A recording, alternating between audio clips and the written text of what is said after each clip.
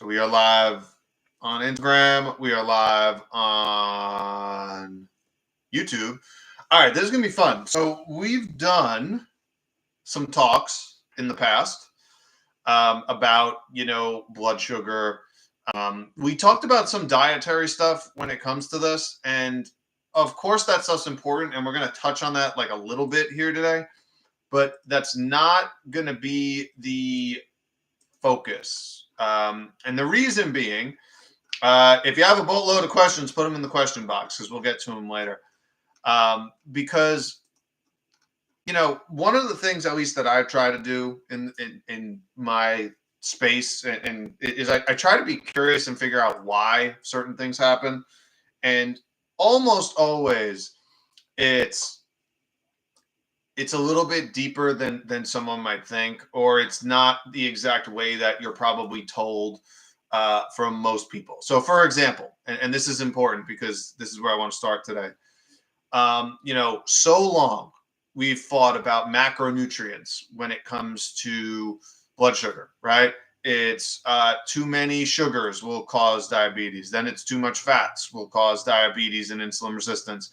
And the truth of the matter is that they're actually both a little bit wrong.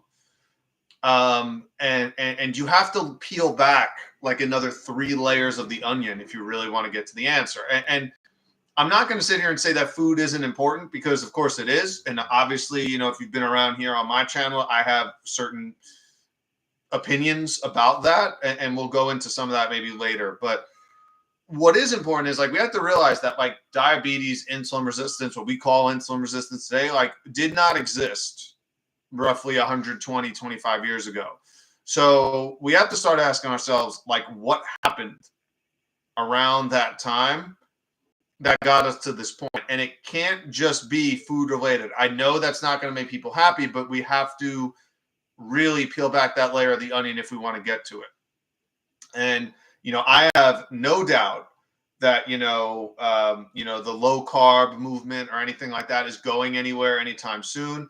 I think so many people's dopamine receptors are fried just from being on social media so often that we're always looking for the most extreme thing to get that dopamine hit. But the truth is, we have to look, it's usually not that extravagant. And the truth, the real truth to getting real health is in the mundane, the consistent, the discipline, back to back. Yeah, movement. So movement's another thing too. And I'm going to give you some examples today that might surprise you where it's not that simple. So let's go over the basics first. So generally speaking, we have 2 general types of what we call diabetes. We have type 1, type 2. Type 1 they're technically both fall under the umbrella of autoimmune. Generally, type 1, they'll call it insulin dependent because the beta cells are not necessarily working as well as they should. Usually this happens in children, although now it's happening more in adults. And we'll talk a little bit about why. Generally speaking, type 1 is around 5 to 10% of all cases. Most of them fall into the type 2 category, which again, technically can fall under the autoimmune umbrella of the body attacking itself, which is complete nonsense.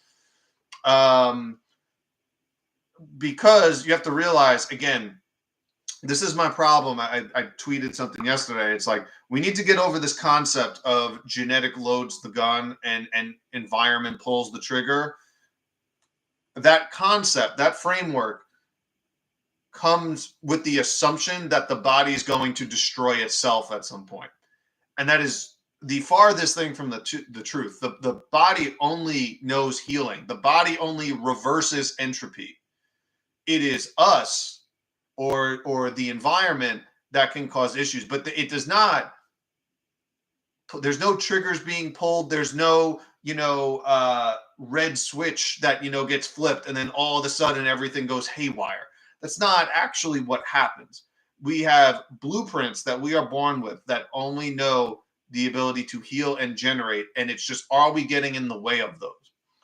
And it's actually about regeneration and repair and healing more so than, we're playing Russian roulette with genes. That's not what's happening. Now back to type 2. What happens in type 2 is, and really in type 1 too, because for whatever reason, the pancreatic beta cells are being damaged for whatever reason.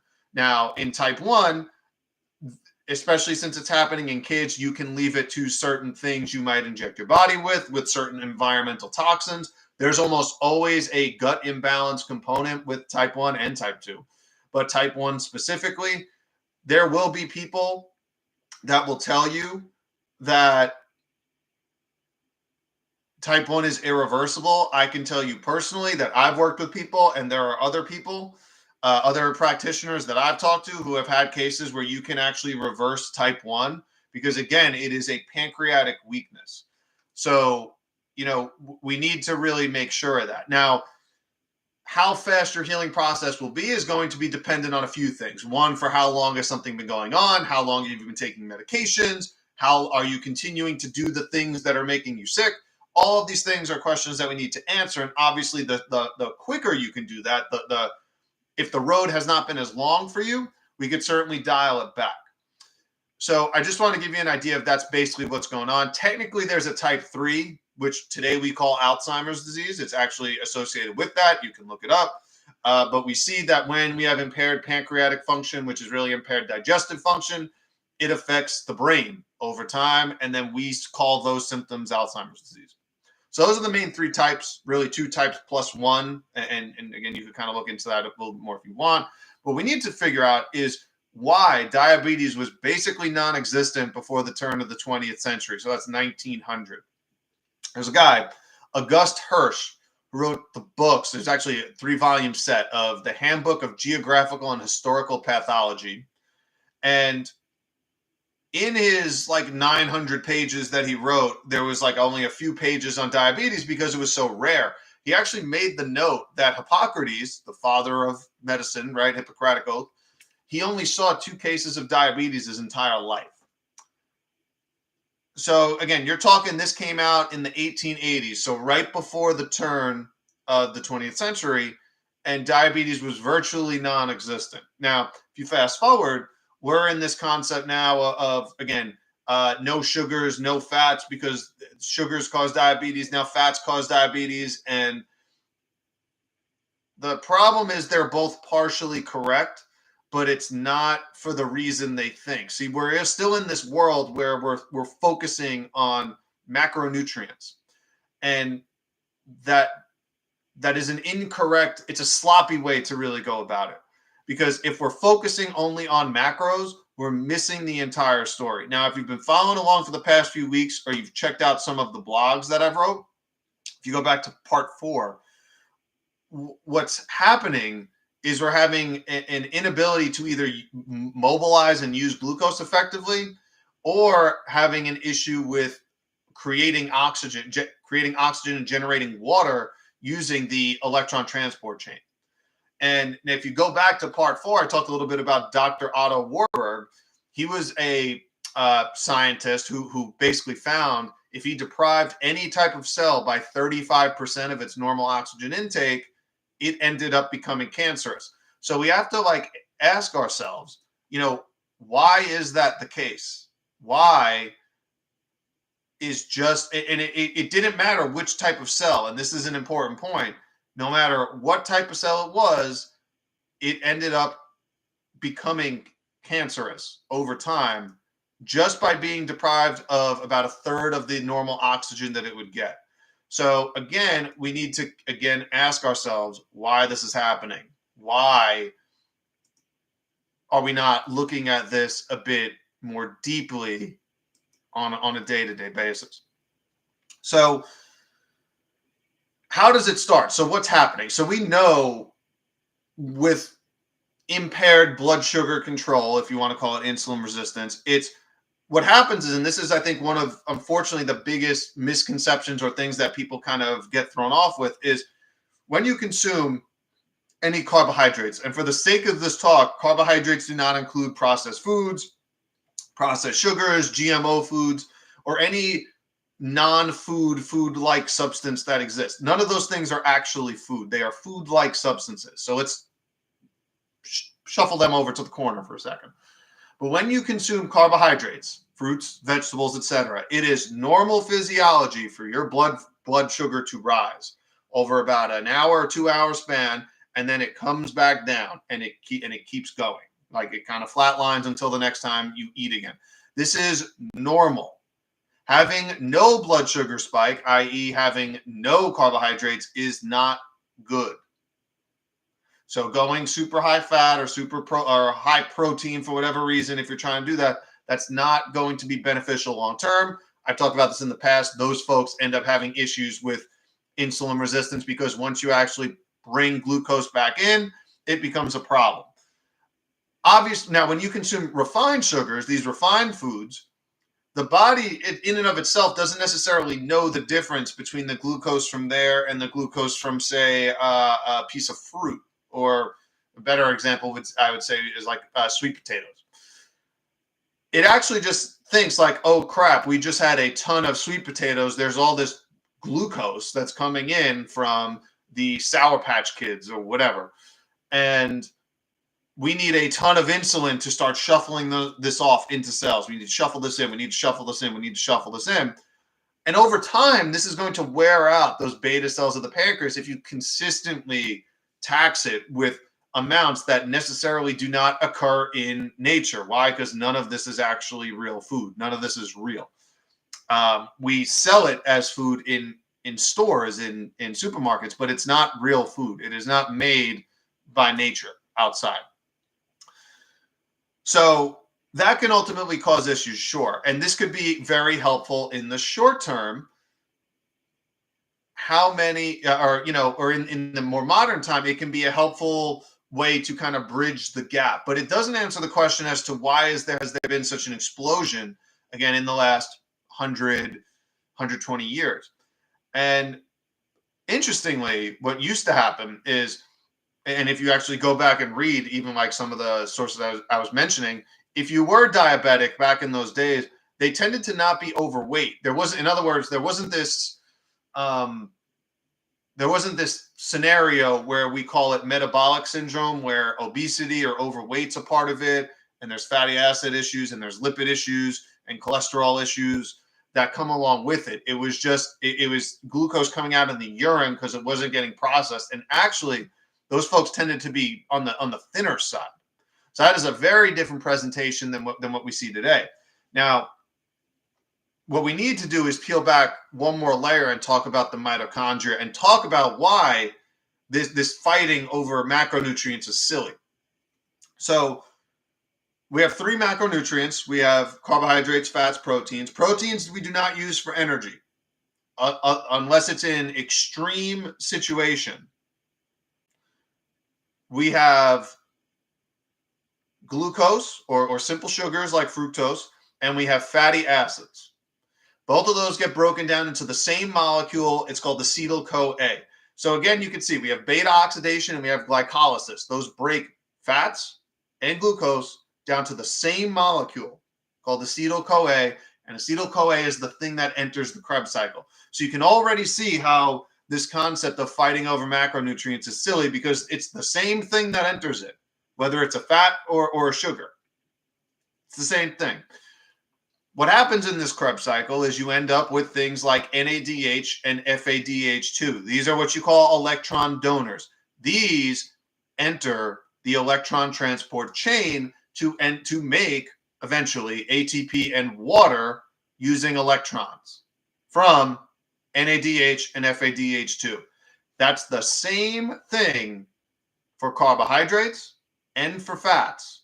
And like I just mentioned, it's the same molecule, acetyl-CoA, that enters for both. There is no, fats don't enter the electron transport chain. Carbohydrates don't enter the electron transport chain. It's just acetyl-CoA, and both of them are broken up into acetyl-CoA. This is very widely known, and it is very well accepted. So this is not like any sort of wild thing that I'm making at this point. What we do know, though, is that when we introduce artificial lighting, non-native electromagnetic fields, glyphosate, antibiotics, this can disrupt the mitochondria's ability to go through this Krebs cycle and generate those things that we need. So now what happens is now we're not breaking down the fats and carbohydrates that we need to generate acetyl-CoA. In other words, the acetyl-CoA step is not happening because those carbohydrates and fats are not getting broken down because the mitochondria are sluggish. Now what happens? We have excess fats, we have excess carbs in the bloodstream. Now, fats might go somewhere. They might go to lipid tissue and become stored as fat. They might cause some issues in, say, blood vessels and potentially form plaques. If they're sugars, they're going to really stimulate the pancreas to create more insulin, which is not going to help because it already can't get in the cells where it's supposed to be. So it creates this feedback loop that ultimately burns out the pancreas. So you can see it's not necessarily just from the foods that we're consuming. It's this downstream process that might be causing a backup. And if we have mitochondrial impairment, if these electron transport chains are not functioning at the rate they should, regardless of if you're consuming fats or carbohydrates, it can lead to issues on both of the ends. So the answer to the question is not stop eating fats and stop eating carbohydrates. It's what is the mainstream the downstream mechanism, I should say, that is not functioning as well as it should. And when you answer that question, now we're going somewhere where we need to go. So when insulin was discovered in 1921, it actually took 70 years to figure out that insulin even played a role in diabetes. So it was in like the 90s. There were a couple that found that there was an issue not absorbing fats. It wasn't the issue of absorbing fats, i.e. through the digestive tract. It was the inability to utilize them for energy. So it's exactly what I said. It wasn't necessarily a digestive issue. It was, okay, we have the fatty acids in the bloodstream. Now we need to get them into cells. Oh, wait, we can't get them into cells. And there were different researchers, Kelly and Simoneau, who found, wait, these muscle cells aren't just taking up the fatty acids to use for movement, for energy. That was actually the issue. It wasn't breaking down food. It was an inability of these mitochondria to utilize the energy that was available already. So it's not just about diet and exercise or telling you drew the short end of the stick in the genetic lottery, which is complete garbage. So we need to start asking ourselves what changed. And there were a few different countries that we're going to compare to the United States to paint a picture of this. And the first one's Brazil. Now, Brazil actually is the largest producer of sugarcane in the world. They have been since the 1600s. Turns out they actually have been also the biggest consumer of sugar since the 1600s as well. Then that might not surprise you, considering they produce the most. They, on average, as of 2022, consume over 130 pounds of sugar per person annually. Now, if you check out the Invisible Rainbow, and this is actually some interesting statistics that I got from it, the author compared two overlapping groups. So he looked at Brazil from 2002 to 2003 and the U.S. from 1996 to 2006. And what he found was that the average Brazilian, 16.7% of their caloric intake came from table sugar, and in America, it was 15.7. So 15.7 to 16.7, not too much of a difference, right? From refined sugars. Now, despite the Americans actually having less refined sugars, they had 2.5 times the rate of diabetes over that time frame. So that doesn't kind of make sense. So you have less refined sugars, but 2.5 times the rate of diabetes. How does that make sense? Like, what would have been different in the early 2000s in Brazil versus the United States? So just something to think about for a second. Another country is Bhutan. Now, this is a small country between uh, India and China, and it's of a little bit less than 1 million people.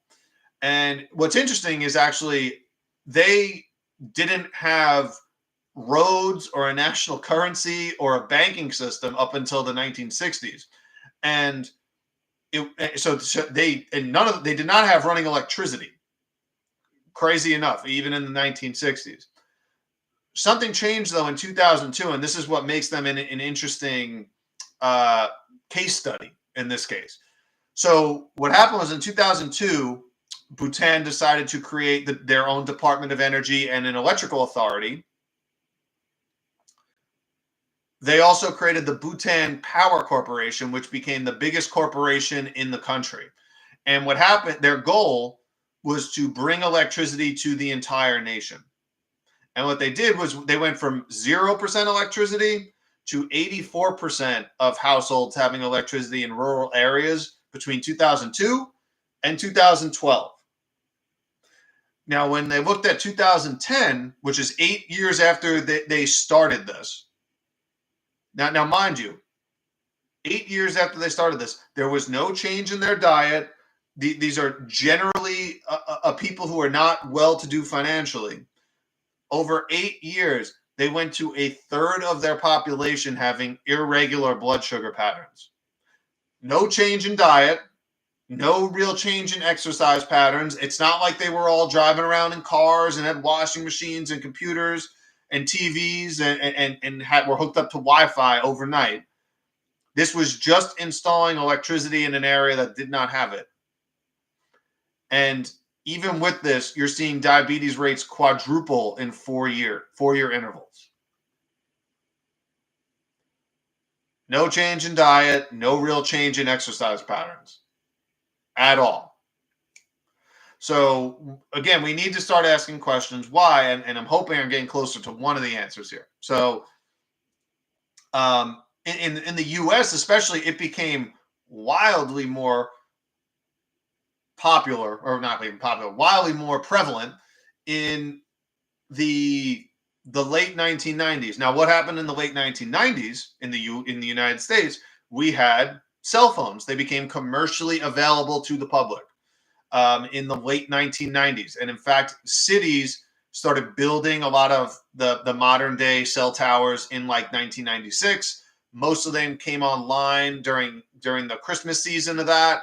So and you see a large spike in blood sugar metabolism problems from 1997 to 1998 specifically, and then it continued to get worse. And when I'm talking hockey stick like graphs, and you'll see this in the blog this week. But these are hockey stick graphs that are going, slightly up and then skyrocket to the moon around that time. Now, I understand there's a lot of different environmental factors if you want to talk about different injections, if you want to talk about heavy metals, but when you actually look at the timelines and when you take into context a place like Brazil or a place like Bhutan that we just talked about, there might be reasons for this. So what we need to see, what I think we need to start looking at in a bit more context is understanding that what we're really looking at are mitochondrial dysfunctions, and the result is glucose impairment. And those mitochondria could be, for example, in the pancreas, maybe when they're not functioning as well, or they're overtaxed because there's more sugar in the blood in the blood supply, in the blood vessels. Maybe that could be a reason why we're having this skyrocketing in diabetes and insulin resistance and metabolic syndrome, etc. Because now you're talking about all of metabolism in human beings. Mitochondria are going to be linked to that, right? So what's interesting though is there are studies that go a while back that looked at this type of stuff, and it goes back to really World War I, when radio waves began to be introduced to the masses. So it was actually really World War I. They were bouncing radio waves literally off the ionosphere to send signals. And it was really with World War I that the entire world started being exposed to non-native EMFs, and that was really kind of the biggest change. Now, obviously, it's gotten much more diverse and powerful since then. But what you'll notice is the biggest changes happened around times of war. So we had microwave-like technologies in the beginning of World War II. We had radar really become available with the Cold War. And you can check a lot of this out. Actually, Robert Becker talks about a lot of this in his book, The Body Electric, which I highly recommend you read, because he was actually part of these task forces, in the 60s during the Cold War, because they were basically trying to see how much microwave radiation can the U.S. military irradiate people with without causing physiological harm. And what he was finding was a lot less than they hoped. And they started distancing themselves from that. Now, what's interesting, unfortunately, not a lot of this research is available to the public. Most of the good research is actually done by Slavic countries, by Russia, in languages that most folks don't necessarily know or comprehend, at least here in the West, and not the easiest to translate, especially before the time where you can just copy and paste text and put it, into Google and translate it. But what happened was the United States military actually put together a research service at the time, and their goal was to actually translate a lot of foreign documents during the Cold War to get an idea of what Russia and some of these other nations were finding on some of the potential damaging effects of non-native EMFs. What they found, and here are just some quotes from the book here, is in the late 1950s, one researcher gave glucose tolerance tests to 57 workers who were exposed to ultra-high frequency radiation. The majority had altered blood sugar curves. Their blood sugar remained abnormally high for over 2 hours after an oral dose of glucose, and a second dose given after 1 hour caused a second spike in some patients, indicating an insulin deficiency. We have another one, glucose tolerance test given to 27 workers who were exposed to centimeter waves. And for centimeter waves, if you don't know, these are the same things used by cordless phones, by wireless computers, cell phones. But they found essentially half of the workers, 14, ended up being pre-diabetic, and 4 had glucose in their urine. Another one in the 70s, they were writing about microwave radiation and health hazards. So they were observing over almost 1,200 workers who were exposed to radio waves over a 20-year period. And they found about 150 had been diagnosed with radio wave sickness, and they both had pre-diabetic and diabetic patterns in their blood sugar curves here. So another one, if you want another example, they were finding this was in 2000. So in St. Petersburg, this is Soviet research.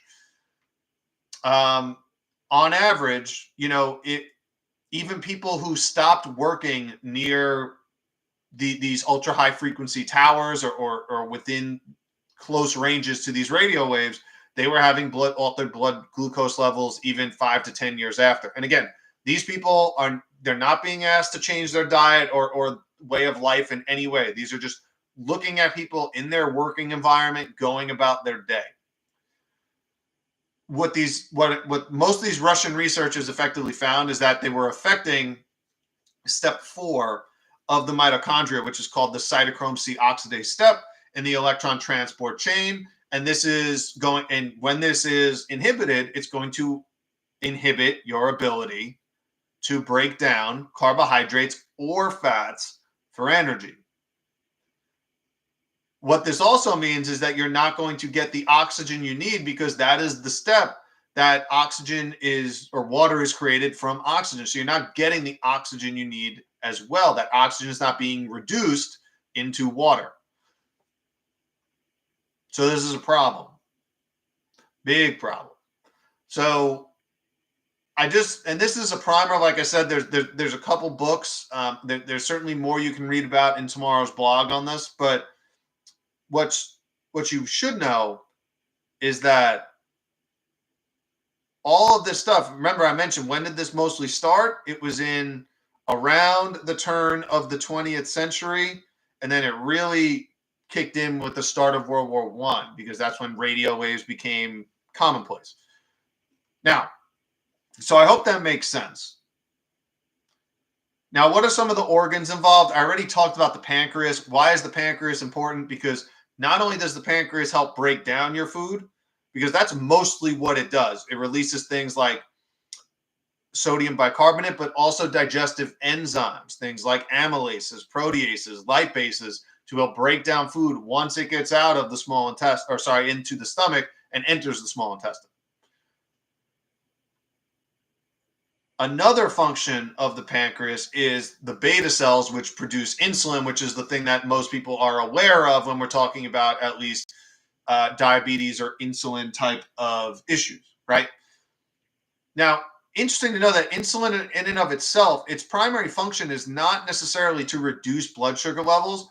It's actually to mobilize and utilize things like glucose for energy.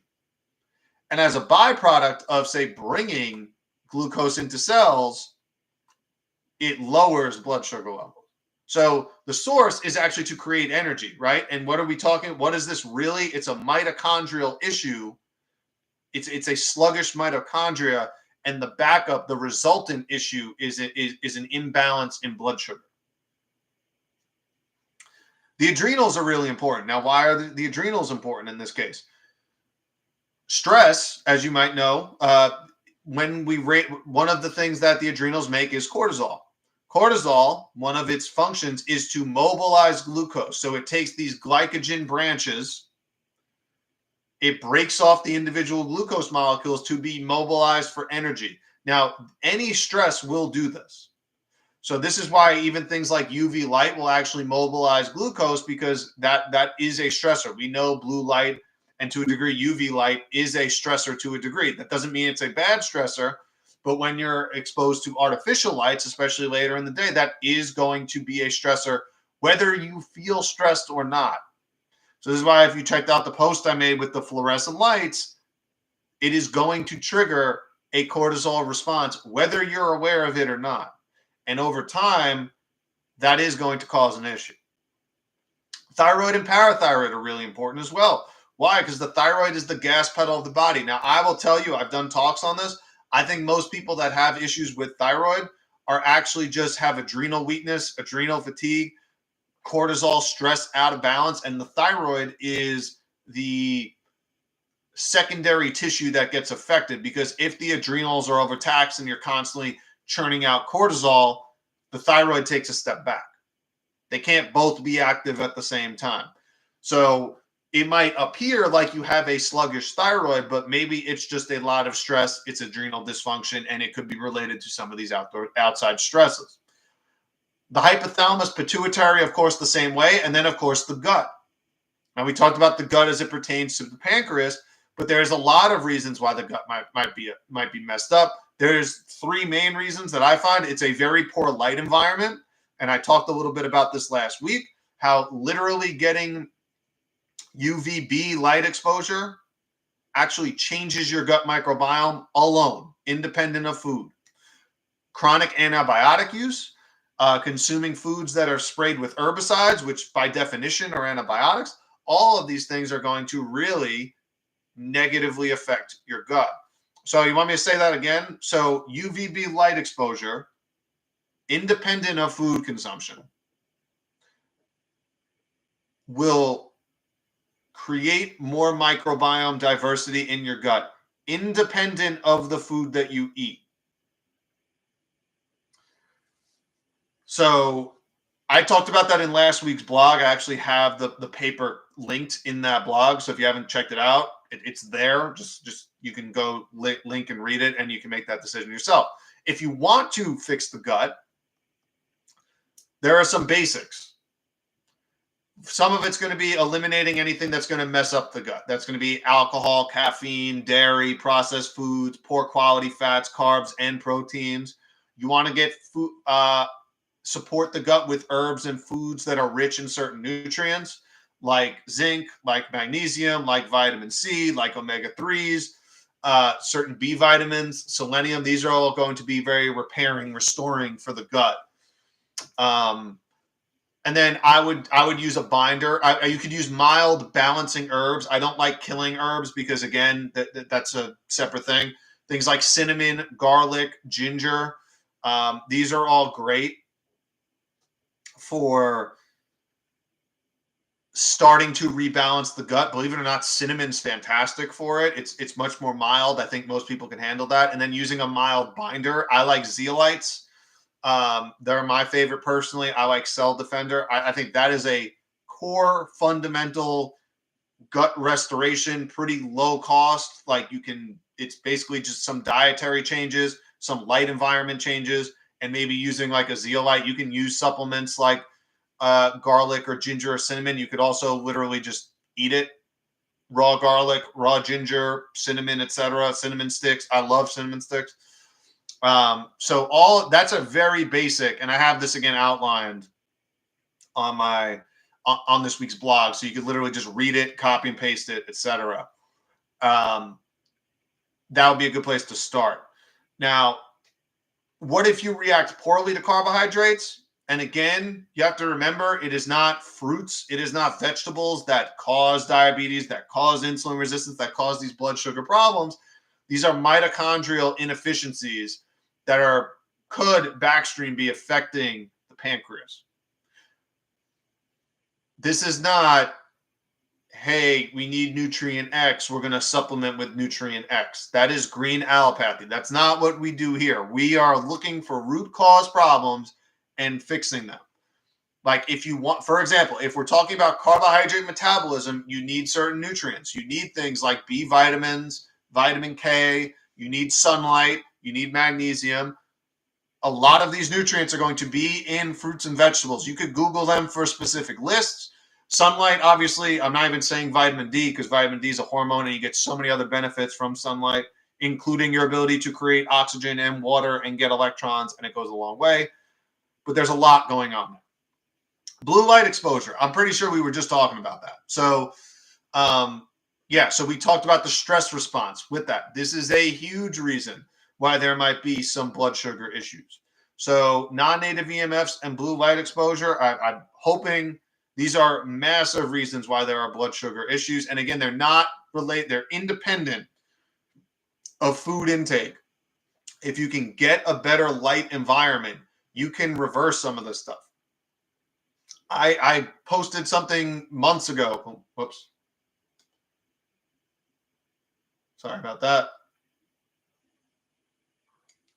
Well, sorry, I was getting a phone call. So we had a little disruption.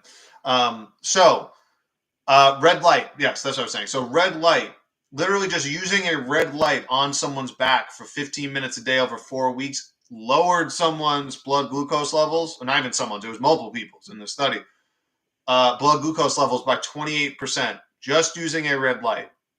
What that tells me is that we are red-blue, UVIR imbalanced. The way to get balanced is to go outside. Now, sleep.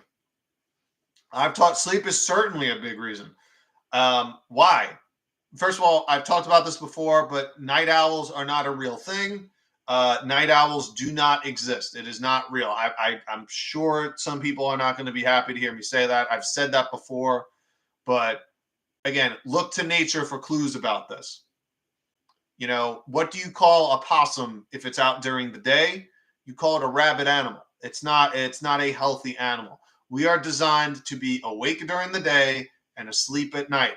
Even places like the World Health Organization put night shift work as a class 2A carcinogen. Now, why is that important? If you've been paying attention, this is the same organization that puts glyphosate as a class 2A carcinogen. what that is saying is literally having a disrupted circadian rhythm, having an inhibited sleep cycle is making you more susceptible to cancer.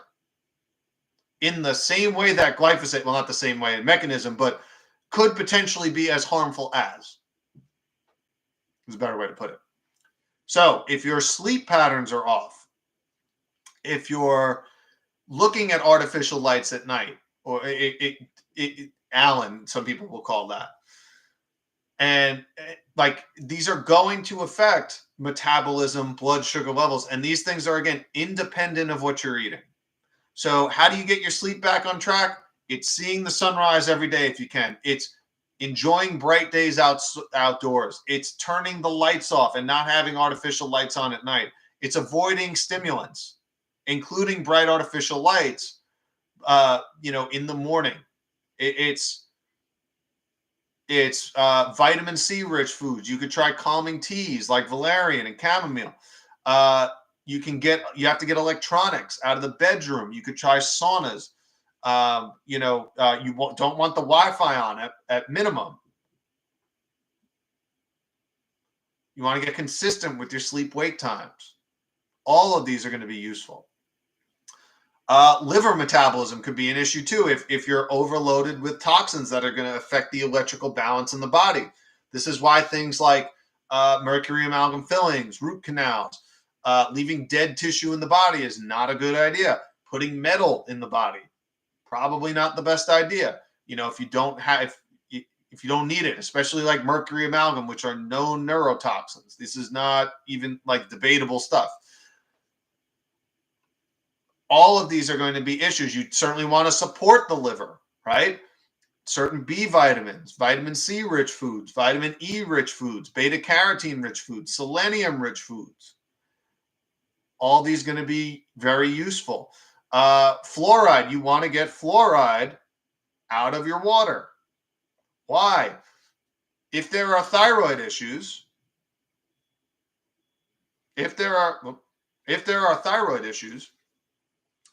iodine competes with the other halogens. Now, your other halogens are going to be bromine, fluoride, and chloride. Fluoride is the most electronegative of them because it's the lightest. So it can potentially box these other things out like iodine. And then that can impact your thyroid function. When you have low thyroid function, you have low metabolism. What is your metabolism managed by? Largely, it's these mitochondria inside your cell. We got hundreds to thousands of them inside every single one of our cells. So if they're impaired, if they're not producing what they produce, we suffer on the back end for that. Poor quality fats, of course they're going to do this. Why? They're going to affect your ability to balance blood sugar for a variety of reasons. So, why? Because they affect different pathways in the body. Now, there are certain things like leukotrienes. If you're not familiar with them, they're a type of inflammatory mediator. They're like signaling molecules in the body. They're produced by leukocytes, white blood cells, leukotrienes, leukocytes. That's kind of how you get it. They're derived from arachidonic acid, which has benefits, but a lot of these rancid, poor quality fats are very high in arachidonic acid and can lead to pushing pathways that are more inflammatory leaning. So getting poor quality fats, rapeseed oil, these canola oils, these soybean oils, poor quality animal products for sure, all these are going to be issues.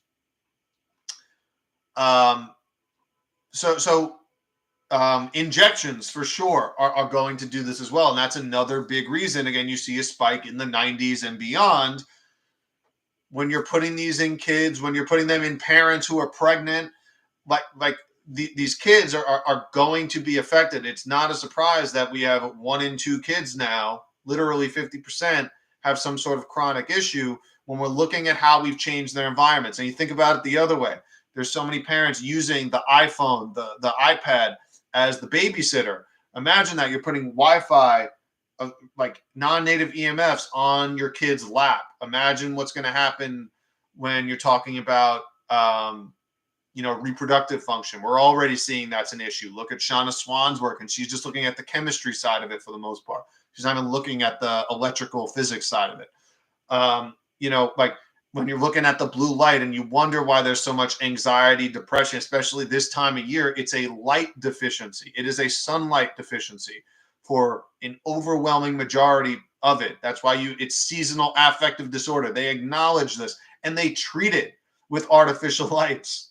You could just go outside. Like, it's really, really not that complicated. It's a question of getting your environment right, trying to minimize exposures to things as best as you can, trying to get the foods that are going to donate the most electrons, bring the most electrons, and more importantly, give you the minerals and nutrients you need so that this can function as well as it should. When we're talking about magnesium, for example, one of the most common vitamin or nutrient deficiencies, I should say, where is that mostly found? It's in fruits and vegetables. Same thing with potassium. Like, you're wondering about electrolyte imbalances. The electrolytes are all there. They're all in your raw fruits and vegetables. You can eat your water. You can eat your minerals. It's all there. It's about creating an environment that's better for this. This is why having a sunlight routine, at least, 10-minute walks 3 times a day, right? Morning, midday, afternoon. Really dimming those lights as much as you can at night, as best you can.